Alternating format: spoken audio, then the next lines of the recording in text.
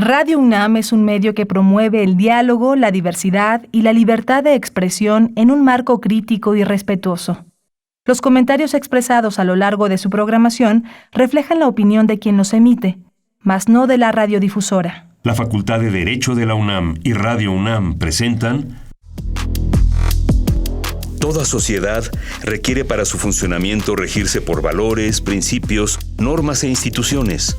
A diario escuchamos, leemos y opinamos sobre temas relacionados con la legalidad. Pero, ¿verdaderamente conocemos nuestros derechos y obligaciones? Tu participación es indispensable. Acompáñanos. Derecho a debate. En la cultura de la legalidad participamos todos. Conduce Diego Guerrero.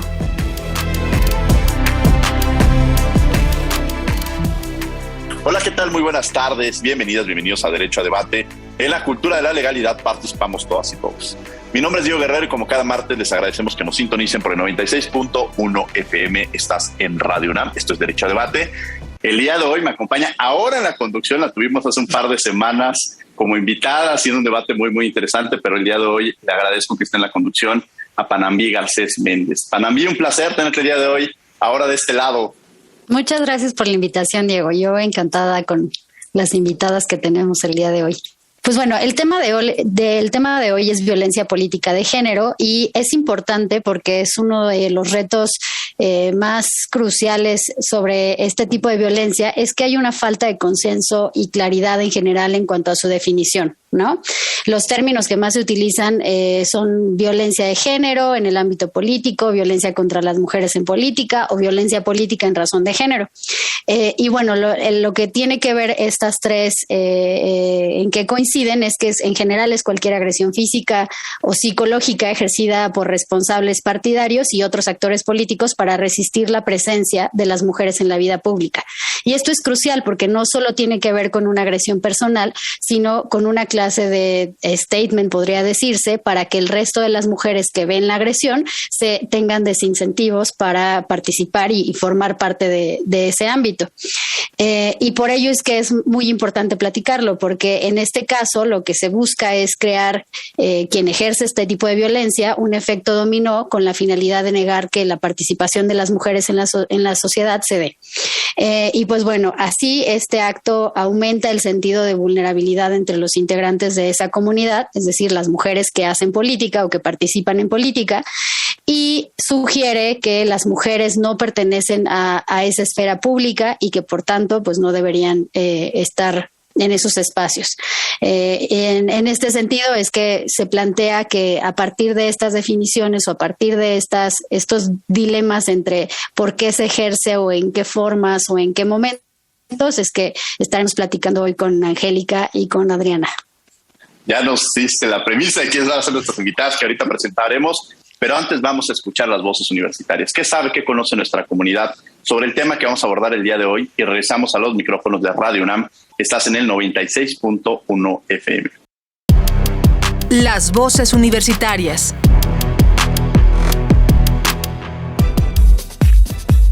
¿Sabes qué es la violencia política en razón de género? Tal vez se refiere a cuando a una mujer se le niega algún cargo político.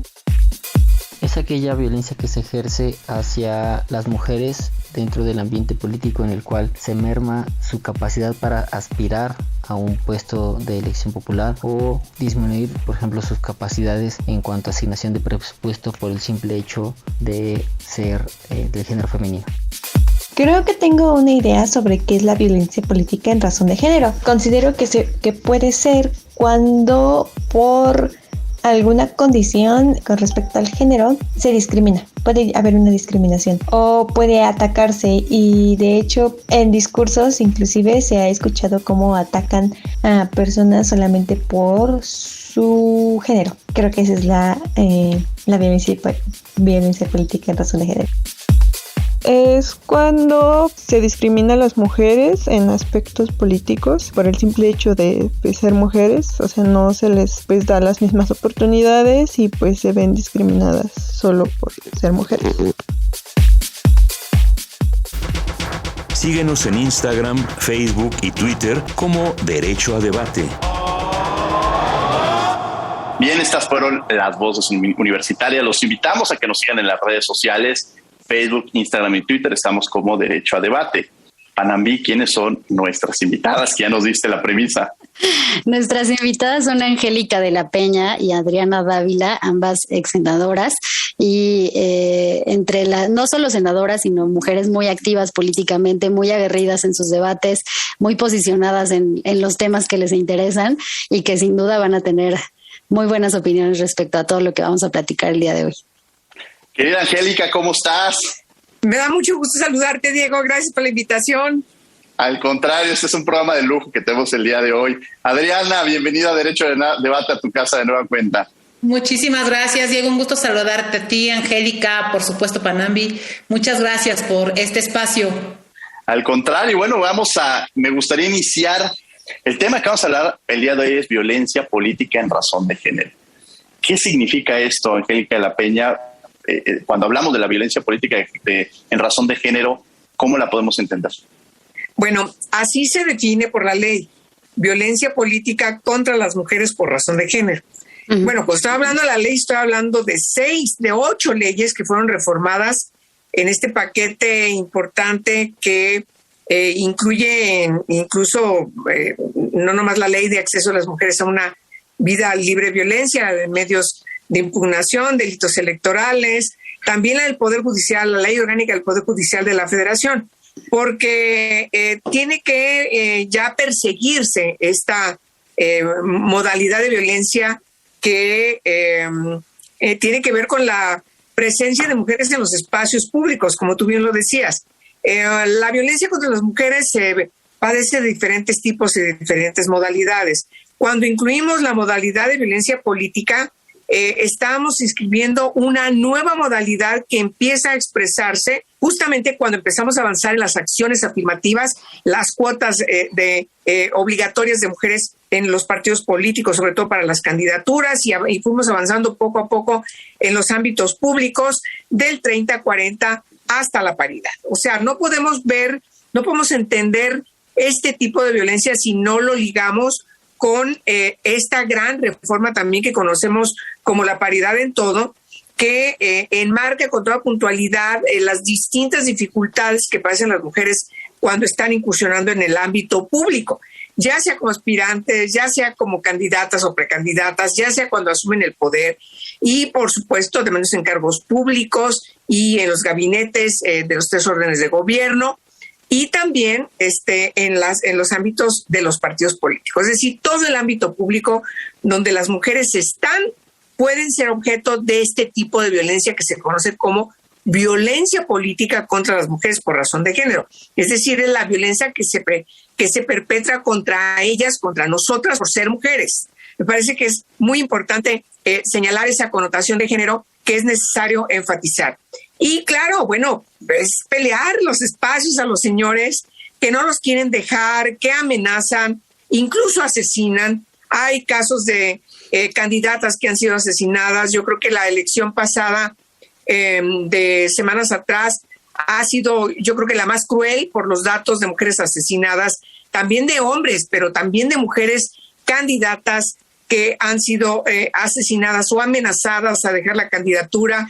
Es decir, cada vez cobra mayor relevancia que este gran paquete legislativo tan importante que aprobaron en el Congreso de la Unión las 2 cámaras, pues ya se aplique. Yo veo una gran carencia en quienes tienen la responsabilidad de aplicar la ley, en el sentido de que no persiguen hasta el final para concretar ejemplos de sanciones, de medidas a los que se hacen acreedores quienes perpetran este tipo de violencia. Ahí la dejo como una entrada.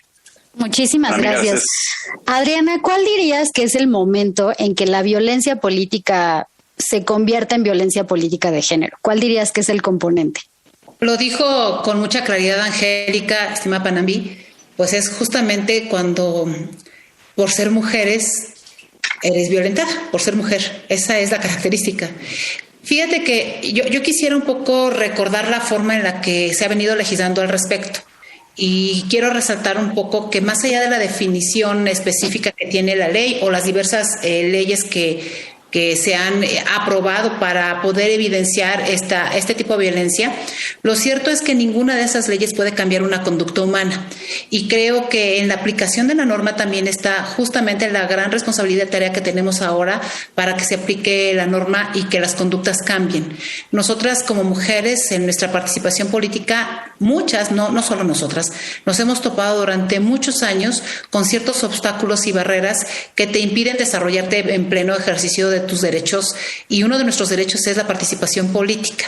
Habrá quienes incluso no crean que esto exista, Nos costó muchísimo trabajo hacerlo entender. Recordarás, Angélica, cuando en el Senado de la República se planteó por primera vez esta posibilidad, si no me recuerdo fue en 2014, años después se aprueba, pero en el 2014 las primeras discusiones están exagerando, las mujeres están exagerando por querer tipificar un delito que no existe. Si las mujeres quieren participar, decían algunos, incluso algunas, decían, pues gánense su derecho.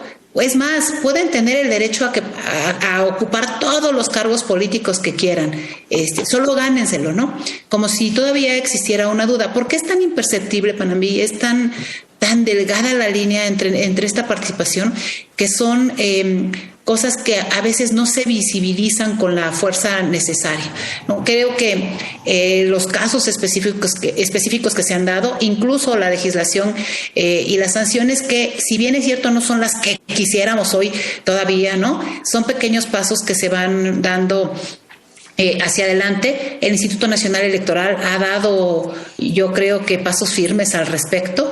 Creo que también tiene que ver con la llegada de consejeras electorales, mujeres, y eso a mí me parece fundamental porque la visión cambia un poquito y estoy consciente que todavía nos hace falta encontrarnos un poco más con los varones para que comprendan que esto no es una moda, ¿no? Y también hay que tener cuidado para que no todo se considere violencia política en razón de género, es decir, no todas las violencias son políticas, son justamente por ser mujeres, ¿no? Hay que diferenciarla muy bien para no banalizarlo y que estamos dando pasos importantes. Confío en que pronto tendremos mejores resultados y con el tiempo estas conductas humanas puedan ir cambiando y haciendo más fácil la aplicación de la ley. Qué interesante esto que menciona Adriana referente a que se han dado pasos muy importantes, pero todavía falta mucho por hacer. Y me parece que sí, la visión de las mujeres ha ayudado en el caso del Instituto Nacional Electoral, pero me parece que también dentro de los partidos políticos tienen que hacer una retrospectiva interna. Hace una par de semanas de pronto uno ve las mesas de los jefes de Estado o ve las mesas de los partidos políticos y lo que uno llega a percibir es que no hay mujeres. Y esta imagen lo que nos refleja es todavía el enorme camino que se tiene que avanzar para empezar a cambiar esto, Angélica. ¿Qué tenemos que empezar a hacer? O sea, ¿qué tienen que hacer también los partidos políticos desde esta crítica constructiva interna, no? Sí, bueno, hoy está circulando una foto muy criticada donde están puros señores, vaya, los 3 presidentes de PRI-PAN-PRD, los 3 coordinadores de PRI-PAN-PRD en la Cámara de Diputados y además todo un grupo importante de señores que forman parte de Sí por México, ¿no? En una gran mesa donde están. Pero no hay una sola mujer. Y no hay una sola mujer porque en el caso de los partidos, de las coordinaciones, pues son puros hombres. Y bueno, no es que no ha habido mujeres. En el PRD ha habido 3 presidentas mujeres. Se ha tenido 3 presidentas mujeres. Pero cada vez, lo digo porque cada vez se hace más, se critica con mucho más puntualidad este tipo de imágenes que a lo mejor hace algunos años pasarían sin pena ni gloria. Ahora sí, si tú checas las redes, les va como en feria de las críticas. ¿De dónde están las mujeres? Otra vez el Club de Toby. Entonces, me parece que esto que dice Adriana respecto a que los hombres tienen que cambiar hasta en esas cosas tan insignificantes, ¿no? Bueno, estamos reunidos puros hombres, híjole, nos vamos a tomar la foto, nos va a ir como en feria. Eso, alguien debería pensarlo, ¿no? O debería ocurrírseles, porque estamos puros señores. Entonces, sí, las cosas tienen que cambiar, pero bueno, yo adelanto que el INE nos ordenó a los partidos políticos a integrar lineamientos contra la violencia política hacia las mujeres por razón de género. El PRD lo acaba de aprobar el sábado con platillos y bombos. El PRD es feminista. Este fue el logo de nuestro Congreso. Y duramos varias semanas las compañeras del PRD, de todos los grupos y corrientes, discutiendo cómo modificábamos nuestro estatuto, no crean que era fácil, a pesar de que éramos puras mujeres, todas feministas, todas comprometidas, todas con una gran trayectoria.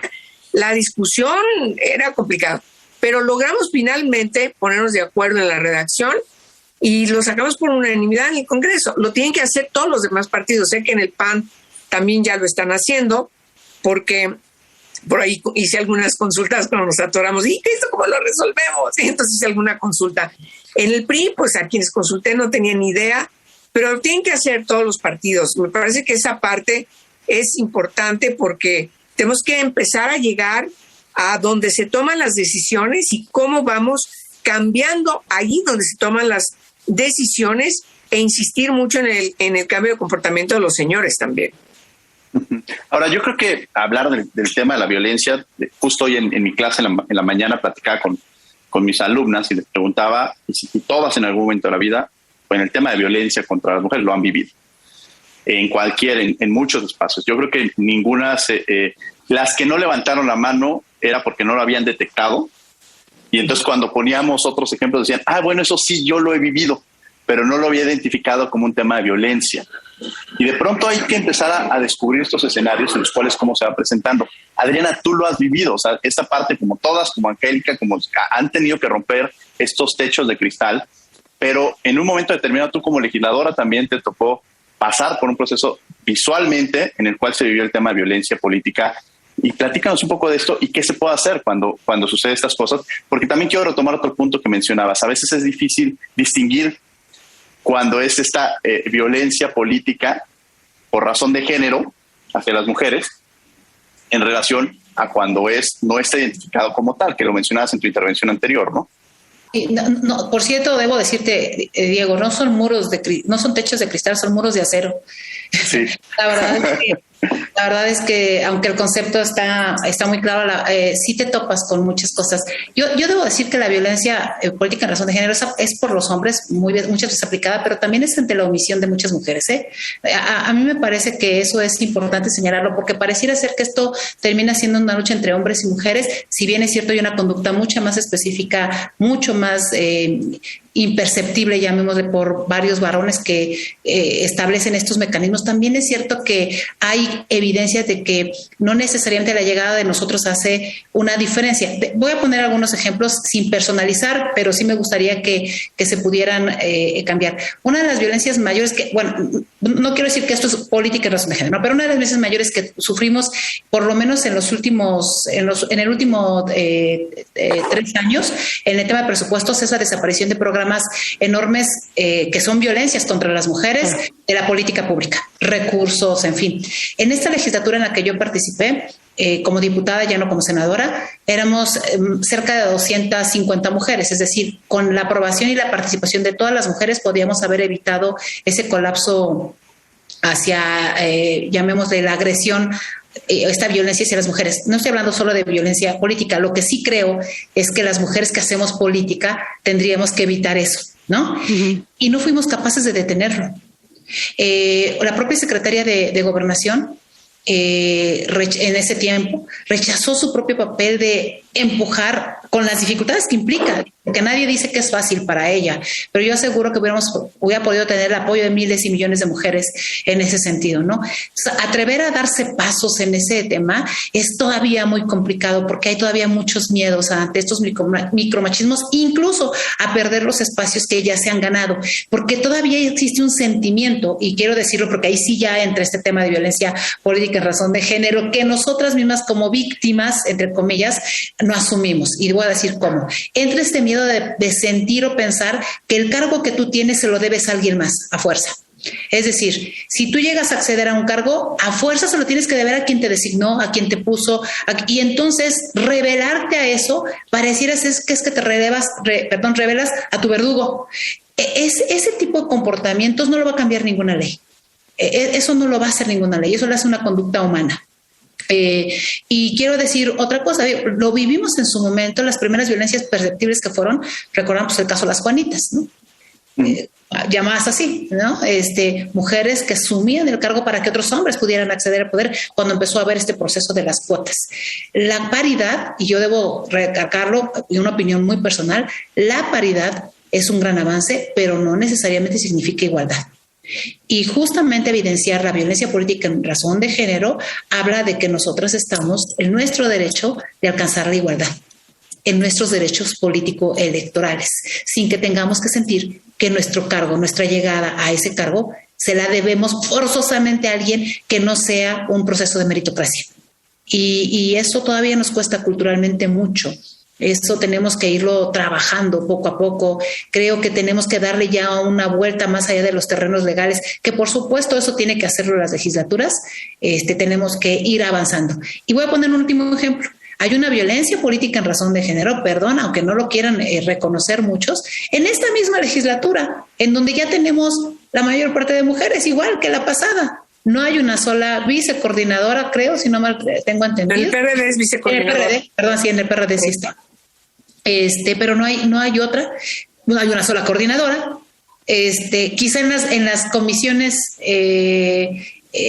llamémosle importantes, digo, porque no es que una sea menor que otra, pero sí es cierto que trascienden más a la vida política nacional por la coyuntura. Pues bueno, la Comisión de Hacienda la tiene un varón, la Comisión de Presupuesto la tiene un varón, en fin, hay como una especie de repartición de cuotas, ¿no? En ese sentido, para los varones que están ahí. Creo que si nos organizáramos un poco como las mujeres y peleáramos por ese derecho, estaríamos en mejores condiciones. Y concluyo diciendo esto, a ver, ninguna mujer, ninguna está obligada a votar por otra, ¿eh? Eso a mí me queda clarísimo. Eso no es tampoco igualdad. El derecho que nos hemos ganado las mujeres es a votar y a decidir lo que queremos, hombre o mujer. Sí, pero lo cierto es que en la medida que comprendamos que es la meritocracia, que hay cualidades, que hay condiciones y que cerremos filas para defender a otras, eso también me parece que es fundamental entenderlo, ¿no?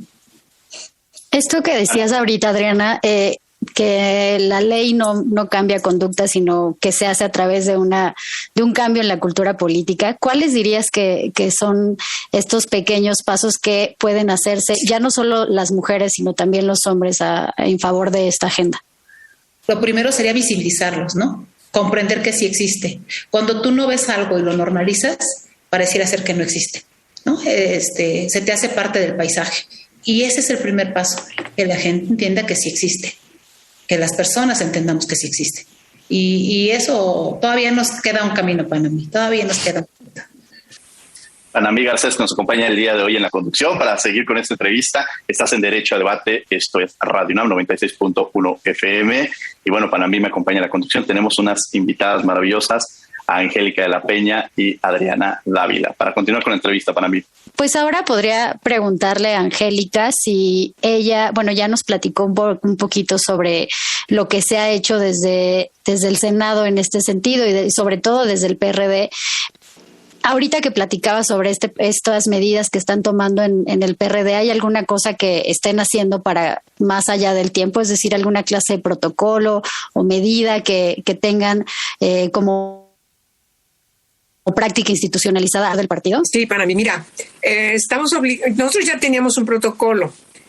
Prácticamente fuimos el primer partido en tener un protocolo contra la violencia cuando empezamos a discutir en el Senado de la República las primeras reformas.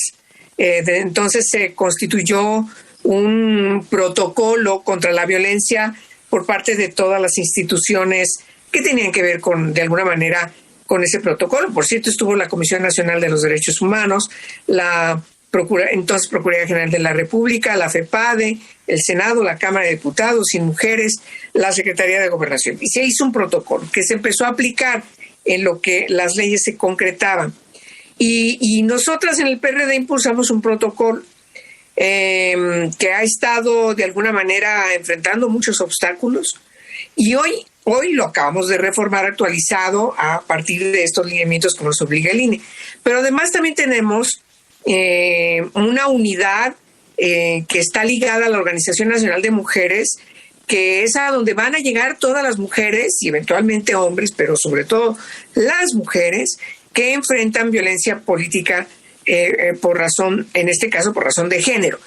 Me parece que es muy, muy raro cuando un hombre padece algún tipo de violencia por ser hombre.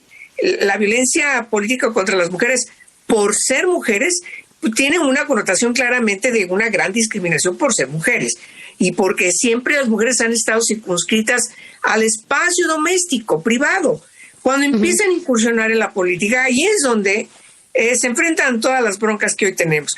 Y esta unidad que tenemos en el PRD es totalmente autónoma, la vamos a conformar con compañeras, eventualmente compañeros también, pero que tengan una especialidad muy clara, que puedan dirimir y aplicar el protocolo y prácticamente las tesis que estamos planteando en el estatuto, porque hay que garantizar un debido proceso, hay que, por supuesto, garantizar que todo el mundo es inocente hasta que demuestre lo contrario. Es decir, fuimos muy cuidadosas en que no vaya a haber algún amparo o que el INE nos fuera a regresar todo lo que reformamos, pero sí puntualizando que no puede haber alguna cuestión, alguna rendija por ahí que permita que los granujas que tenemos en los partidos, y lo digo con toda puntualidad, pues se salgan con las suyas. Durante la campaña quitamos a varios de candidatos porque, además lo quiero decir, también estos lineamientos integran la 3 de 3 contra la violencia. Entonces, más de alguno lo quitamos porque tenía broncas con la 3 de 3 por no pagar los alimentos de sus hijos y de sus hijas, o por haber sido acusados por violencia con su pareja. Entonces, yo creo que ese tipo de cuestiones van a vindicar y van a lograr que la política vaya también siendo pues más seria y mejor presentada hacia la sociedad, que nos critican mucho los partidos políticos. Claro. Y en ese sentido, Adriana, ¿cuáles dirías que han sido las medidas que se han tomado al interior del PAN, si es que se han tomado algunas, para contribuir a que esta violencia política no se siga reproduciendo? Sí, se han conformado algunas comisiones, hay elementos similares a los que Angélica plantea en el PRD, pero sigo insistiendo. A ver, la conformación de un área, la conformación de una norma, la aplicación no la garantiza. El problema mayor de fondo, y creo que eso es a lo que tenemos que dar el siguiente paso, el problema mayor de fondo es cómo garantizamos que eso se materialice, porque tú puedes tener todas las áreas habidas y por haber, y déjame decirte a mí algo curioso que me pasó recientemente, ¿no? En el caso concreto del cambio de dirigencias estatales en el país, no hablaré del tema nacional, pero en el caso del tema de los temas locales, el tema de paridad fue usado prácticamente para hacer un pago de cuotas, ¿no? De ciertos liderazgos. Y entonces, ¿a dónde pongo mujer? Pues donde me tenga que congraciar con cierta persona, ¿no? Prácticamente dirigidas. Ese tipo de cuestiones también son violencias. También son violencias que se usan a raíz del pretexto del combate a las mismas. Y eso hace mucho más difícil que puedas tú ir diferenciando o pulverizando esas actitudes, ¿no? Insisto, necesitamos trabajar sobre otros modelos que no necesariamente sean las normas.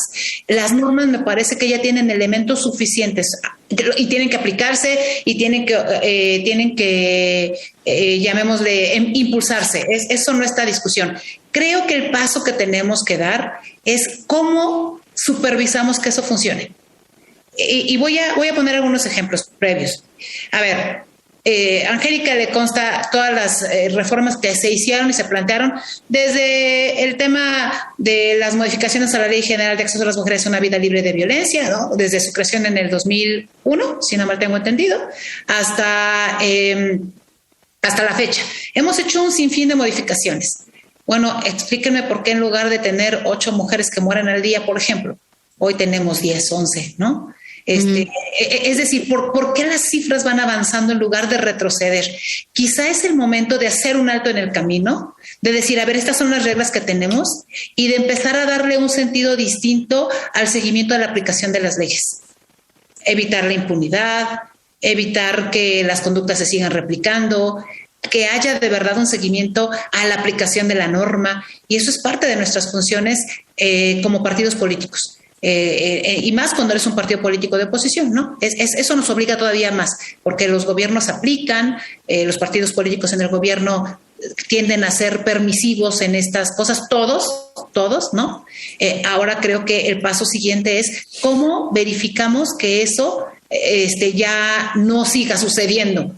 Entonces, si no, vamos a querer resolucionar todo con otra norma y ahora que venga otra y ahora que venga el reglamento del reglamento de la otro reglamento y del otro reglamento y nunca cambiamos una conducta humana, jamás. Claro. Sí, a mí que estos ejemplos que nos pones y además, a ver, la verdad es que sí se pueden crear muchas instituciones, se pueden crear muchas normas, se pueden crear, incluso aumentar las penas en algunos casos. Pareciera que si aumentan las penas hay una reducción del delito cuando no es cierto. No es cierto. La realidad no pasa eso. Entonces, al contrario, solamente es un discurso político para que socialmente digan, se están haciendo cosas, pero la realidad es que no es esa la solución. Y me gustaría entrar con eso contigo, Angélica. Algunos otros ejemplos para identificar, pero también qué tenemos que hacer, o sea, cuáles son los pasos que se tienen que dar para que no termine este programa y digan, híjole, pues qué mal estamos en normas, qué mal estamos en instituciones, sino darles también esta voz de esperanza de los cambios que se tienen que hacer, que son preventivos también considero, pero también es un cambio cultural y social. O sea, en la medida cada uno que digamos es que los políticos lo hacen, más bien reflexionemos internamente en nuestra casa, en nuestros espacios, qué estamos haciendo para cambiarlo.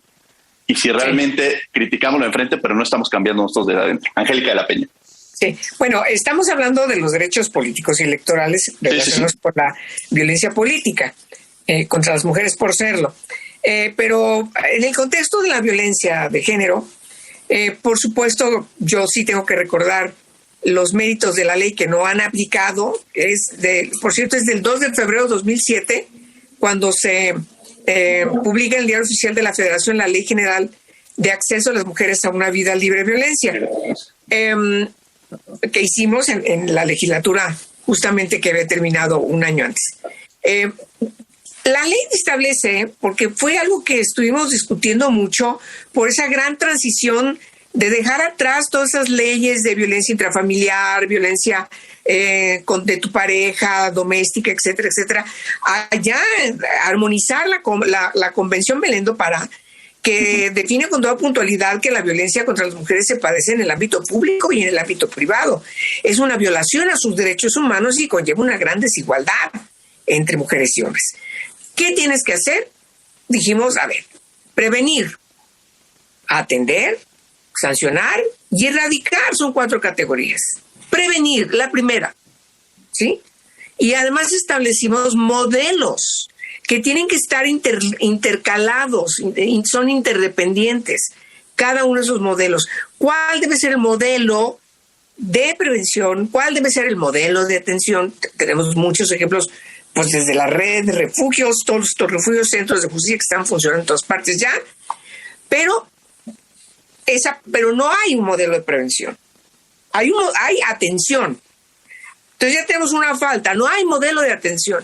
No hay modelo de sanción. Bueno, todavía seguimos batallando para homologar el tipo penal, por ejemplo, el feminicidio en varios congresos locales. Pues tenemos una disparidad en varios congresos locales que no han querido modificar, reformar y actualizar, armonizar su código penal. ¿Sí? Bueno, luego tienes un modelo de erradicación de la violencia, que ese debe ser el objetivo de la aplicabilidad de la ley.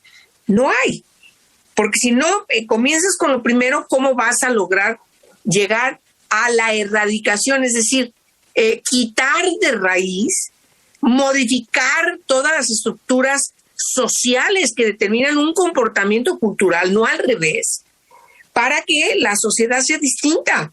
Bueno, la gente no cambia solamente porque le endilgues una ley. Le puedes poner una medida, una sanción para castigarle por una afrenta a la ley penal, eso sí, pero a nosotros nos interesa, yo creo que los hombres terminen en la cárcel, por favor. Yo creo que tenemos que seguir insistiendo en la educación, ¿sí? Las niñas y los niños que se reconozcan como pares en las escuelas, que el sistema educativo ha sido lapso, ha tenido un vacío frente a esa responsabilidad, por ejemplo, para formar a las niñas y los niños en todo el sistema educativo, incluso hasta las universidades. Desde comienza el kinder hasta las universidades, es todo un sistema nacional educativo, tú lo sabes muy bien. ¿En dónde está la homologación No hay una homologación ni siquiera de criterios de cómo tiene que ser la educación en cada espacio para que nos lleve justamente a que las niñas y los niños, las jóvenes y los jóvenes se reconozcan como pares. Porque estás enfrentando una bronca de desigualdad. Al reconocer como pares, entonces estás hablando de que vas avanzando, reconocen sus derechos humanos, ambos, unos con otros. No hay una imposición de un sexo sobre el otro sexo. Es decir, me parece que las leyes ciertamente tienen que revisarse también en función de la aplicabilidad, y no hay rendición de cuentas, no hay un Banco Nacional de Datos sobre la violencia contra las mujeres, no existe un diagnóstico nacional que está obligado según la ley cada año en actualizarse el banco y el diagnóstico también, dar un informe puntual nacional para que la política pública entonces se determine en función de dónde están los problemas, no solamente en la ocurrencia y en el voluntarismo. Bueno, me parece que esa parte queda muy clara dónde está la bronca. Pues no tenemos un Estado de Derecho realmente que funcione en el país. Ese es el problema. Y no solamente afecta a los derechos de las mujeres, afecta a toda la sociedad. Sí, qué bueno que toca este tema, porque precisamente es empezar a ver y empezar a detectarlo y empezar a ver las acciones que se están llevando a cabo. Adriana, en tu primera intervención hablabas sobre esta situación, pues violencia política contra las mujeres en razón de género, y hay casos en los que no es esa el connotativo, es decir, llegan casos incluso al Tribunal Electoral y de pronto se empezó a hacer una ola de violencia política en contra de las mujeres en razón de género, y cuando detectabas o analizaban el caso, no era esa la violencia que estaba generando, sino entraba dentro incluso de la discusión política. ¿Cuál es esta? Es una línea muy delgada a veces detectarla, ¿no? Identificarla, y quizá esta parte creo que es muy importante que la tengamos clara. Y para eso son obviamente las instituciones, porque tú tienes una definición muy clara en la ley, tienes protocolos, el propio Instituto Nacional Electoral ha emitido sentencias, una concretamente en el caso de tu servidora, en un tema con Gerardo Fernández Noroña, diputado en ese tiempo del PT, hoy también, ¿no? Que es un caso que el tribunal trató, pero obviamente que fue previo a la publicación de la ley, ¿no? Ese tipo. ¿Y qué fue el procedimiento? Que eso creo que también es importante que lo detectemos. Perdón, Adriana.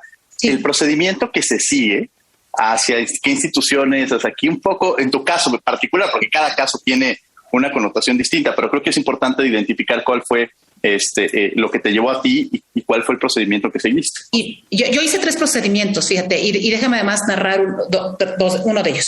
Pero los 3 procedimientos, uno fue ante el Instituto Nacional Electoral, que fue una queja. El otro procedimiento lo hice ante la Fiscalía General de la República, y el otro procedimiento lo hice ante el Comité de Ética de la Cámara de Diputados. El único que procedió en ese tiempo, insisto, porque además el hecho había ocurrido en agosto y la ley se había aprobado en octubre.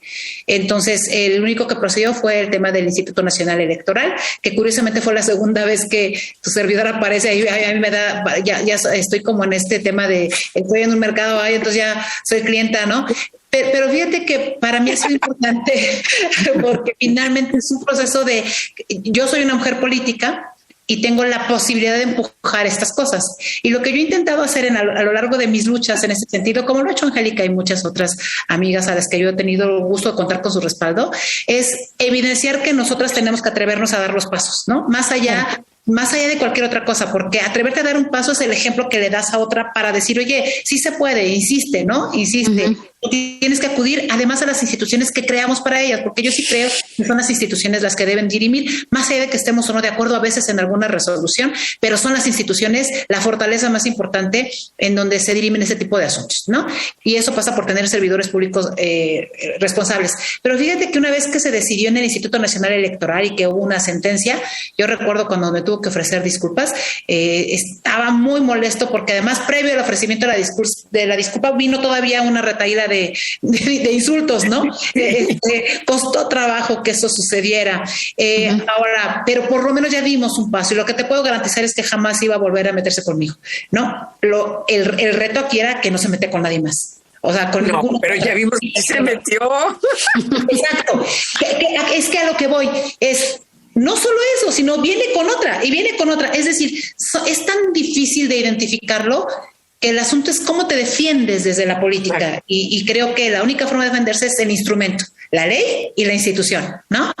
Pero fíjense, curiosamente, y yo ahí agradezco porque ahí tuve el apoyo además de las diputadas del PRD y del PRI y de MC, este caso cuando se dirime en el comité de ética, a mí me habla una persona de mi grupo parlamentario, varón, y me dice, tomamos la decisión de ya no continuar el procedimiento de tu caso. Y mi pregunta fue, ¿y por qué?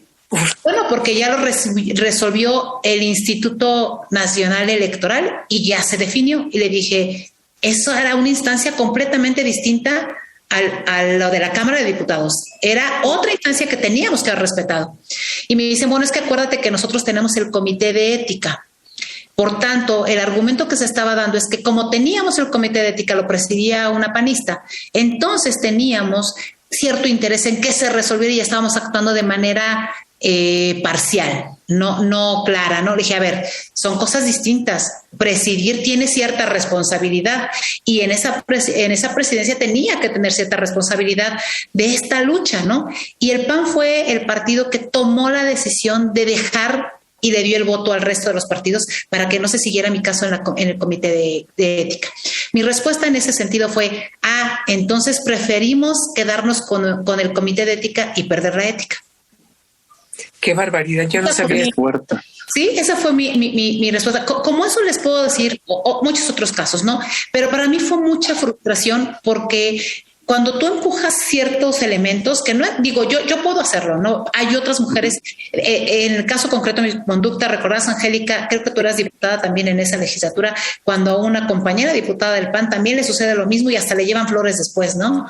En una curul, y se seguían repitiendo esas conductas. Por eso insisto tanto en este tema, que no se termina ahí, porque la violencia no se erradica solo con un mandato de ley, sino con la prevención, con la atención, con el seguimiento y fortalecimiento de las instituciones, con una política pública eficiente, en fin, todas esas cosas. Pero bueno, vaya, pareciera ser que en el caso concreto de violencia política en razón de género, nosotras tenemos que acostumbrarnos a que, pues es que así es la política, entonces aguántense. Si quieren entrar en estas cosas, pues tienen que aguantarse porque así es la política. Hay un elemento adicional de que pareciera ser que una mujer empoderada entonces tiene que aguantar el resto de las cosas que quizá no aguantarías en una violencia de otra naturaleza, ¿no? Entonces, bueno, claro, les platico a grandes rasgos esto, porque yo sí insisto en que un paso adelante tenemos que hacer, ya no solo para la emisión de las leyes, que es obligación de hacerlas, no solo para el fortalecimiento de las instituciones, que es obligación tenerlo, sino para buscar algún otro mecanismo de medición y de rendición de cuentas. Porque si algo falta en este momento, en este país, en todas las áreas, pero en esta especialmente, es la rendición de cuentas. Y el problema es cuando se normaliza todo esto, de plano ya hay quien no puede cambiar, porque es como si te toparas con pared, te toparas con pared, te toparas con pared. Dice una sobrina mía que tú conoces, Diego, Ana Laura, dice, es que tú te estrellas con un cristal y vuelves y te vas a estrellar con otro cristal. Tía, ya tienes la frente completamente lastimada. Y yo le decía, sí, yo tengo la suerte y la fortuna de decir que tengo la frente lastimada y sigo avanzando, pero ¿cuántas mujeres se detienen porque perdieron la vida en esto? Uh-huh.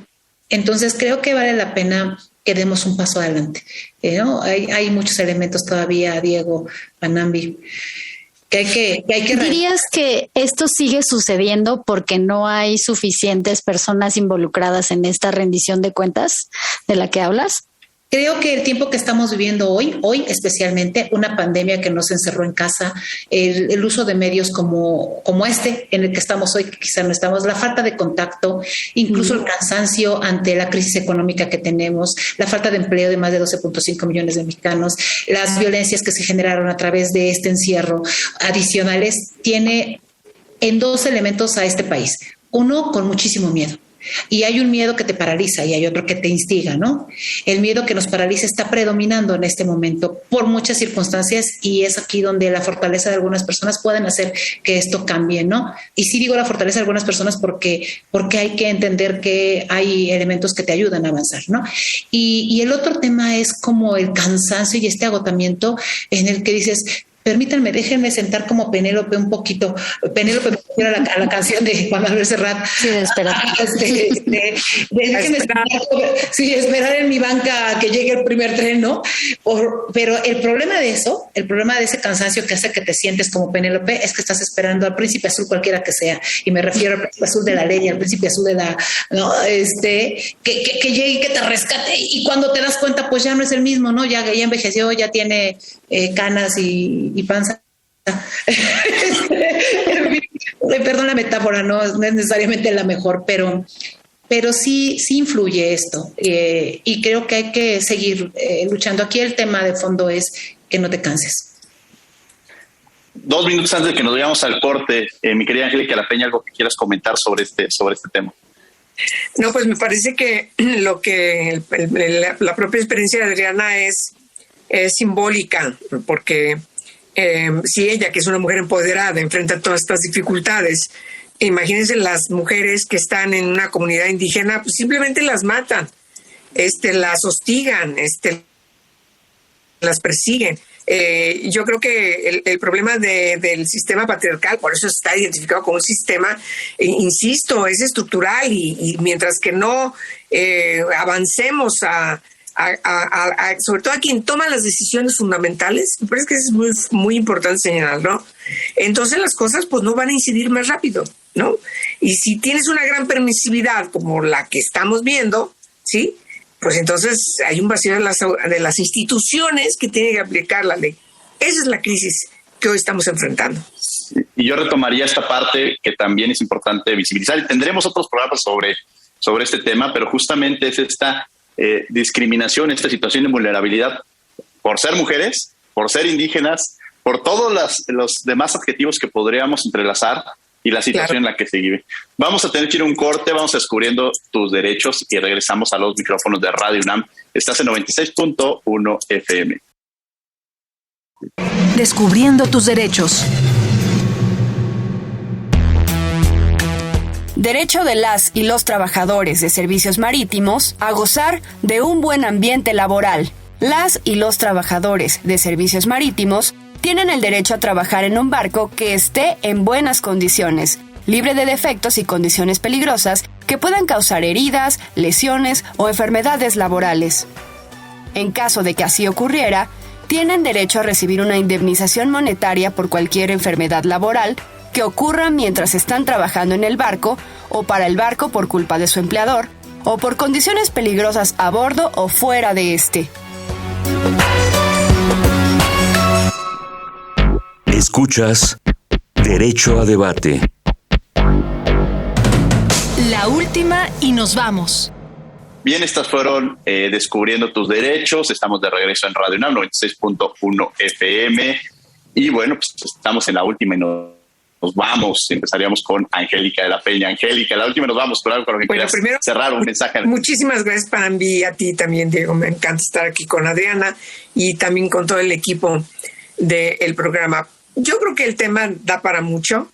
Sí, insisto mucho en que esa es mi militancia fundamental, en que nos cuesta mucho trabajo lograr los consensos para redactar las leyes, para impulsar reformas, para armonizar tratados internacionales, corresponder a las recomendaciones que desde los organismos multilaterales le hacen a México. México está obligado a cumplir con sentencias, incluso de la Corte Interamericana de los Derechos Humanos.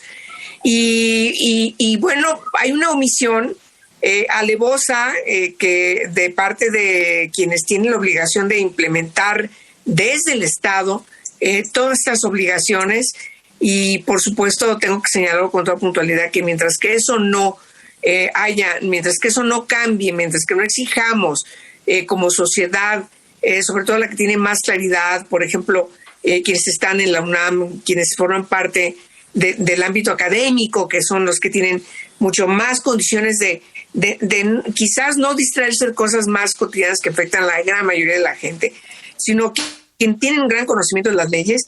Mientras que no hagamos esa presión de esta parte, de esta élite más informada, el gobierno va a seguir haciendo lo que le dé la gana.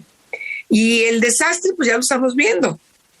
Cada vez hay más mujeres violentadas, pero también asesinadas. Cada vez crecen más los homicidios dolosos. Estamos en una situación realmente muy grave en materia de seguridad pública, solamente por hablar de ese tema, y pues necesitamos seguir insistiendo en que hay que recomponer las cosas. Yo creo que es el último mensaje que tengo que dar. Hay que recomponer las cosas, y la propia Constitución nos dice cómo recomponen las cosas cuando un gobierno te está fallando. Pues hay que decirlo con puntualidad, hay que prepararnos para recomponer las cosas. Tenemos que regresar a la Cámara, tú y yo, Adriana. Sí, por favor. Completamente de acuerdo, estimado Ángel. El país las necesita. Equipo, además. Maravilloso. Adriana Dávila, la última y nos vamos. Oye, yo quiero hacer referencia, porque Angélica lo dijo con mucha claridad. Además, no crean que nos echamos flores. La verdad es que nos queremos en serio y nos respetamos. No, sí, eso es en serio. Déjenme decir algo. La nota que hoy sale en Reforma, que no tiene que ver necesariamente con violencia política, sino con el papel político que tendríamos que estar haciendo en este momento todos. Hoy, respecto del encarcelamiento de una niña, su abuela y 3 de sus hermanitas, que fue vendida en la Sierra de Guerrero, es el ejemplo más claro, más patético, más brutal de esta violencia en razón de género, que se convierte en silencio terrible por parte de quienes estamos obligados a denunciarlo, ¿no? Claro. Es decir, una mujer que es violada, vendida, víctima de trata de personas con fines de matrimonio forzado, que además Angélica y yo estamos trabajando muchísimo junto con otras amigas en el tema. Sí, yo también me acordé mucho, y hoy sí, la verdad, traía el nudo en la garganta, muy, muy molesta por esto.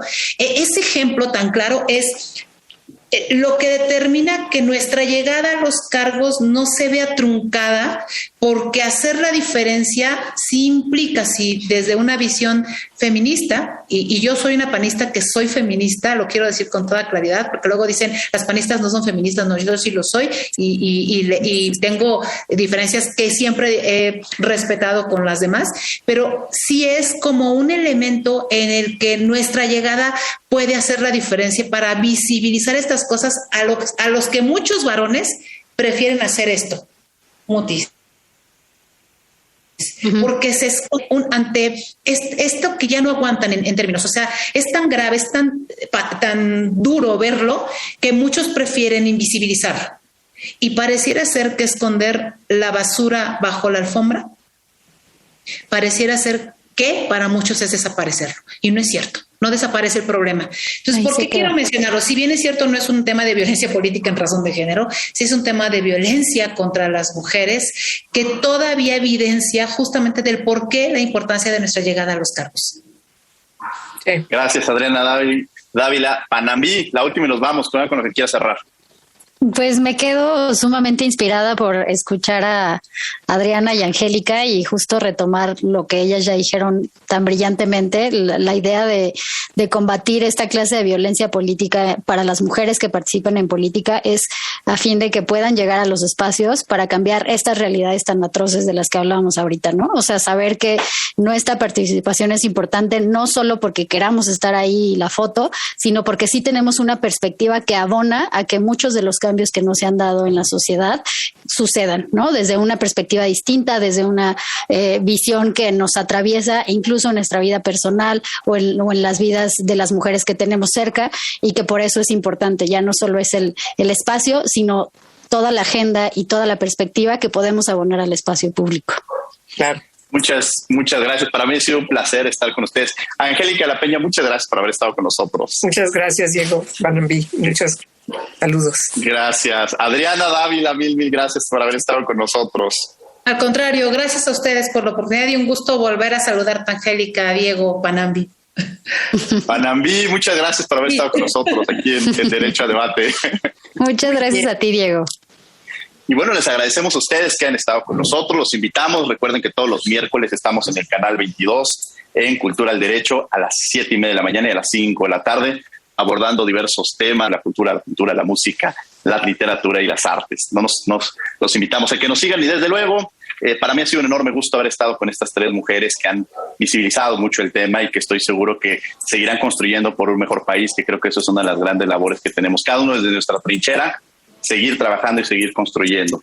Desde luego agradecemos a la Facultad de Derecho y a Radio UNAM, coordinación Renata Díaz Ponti, como siempre, muchas gracias. Redacción y voz de las notas, Ana Salazar. Asistencia, Mari Carmen Granados, Elías Hurtado y Edgar Cabrera. Comunicación y difusión, Sebastián Cruz. Controles técnicos y producción, Paco Ángeles. No olviden que nos escuchamos de ley todos los martes. Esto fue Derecho a Debate. Por hoy concluye la discusión, pero no se pierdan el próximo tema en Derecho a Debate. En la cultura de la legalidad participamos todos.